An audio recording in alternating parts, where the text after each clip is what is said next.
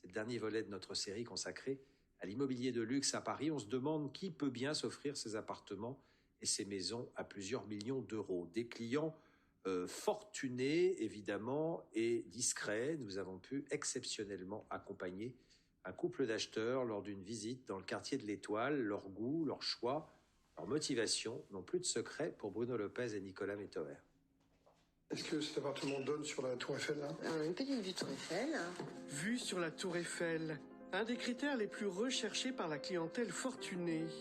Attentif aux moindres détails, exigeant, regardant, ce couple nous autorise à filmer une visite. C'est exceptionnel. Donc là, on a... Ouais, très lumineux. Ouais, hein.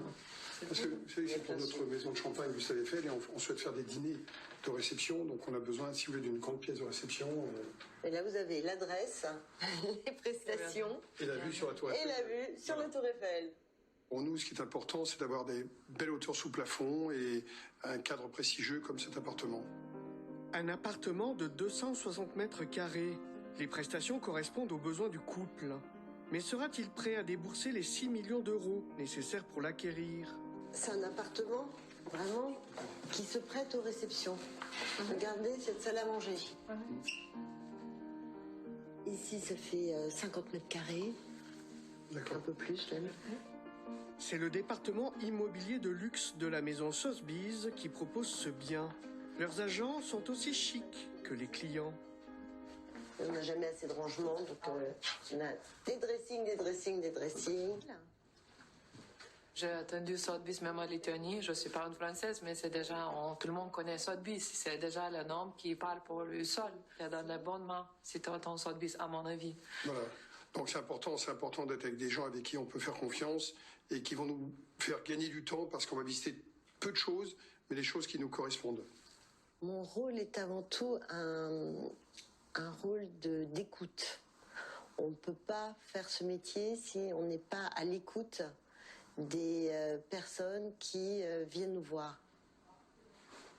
Je vois des contacteurs, il y a l'alarme aussi. Oui, l'appartement est extrêmement sécurisé. Le couple est sous le charme, mais garde la tête froide.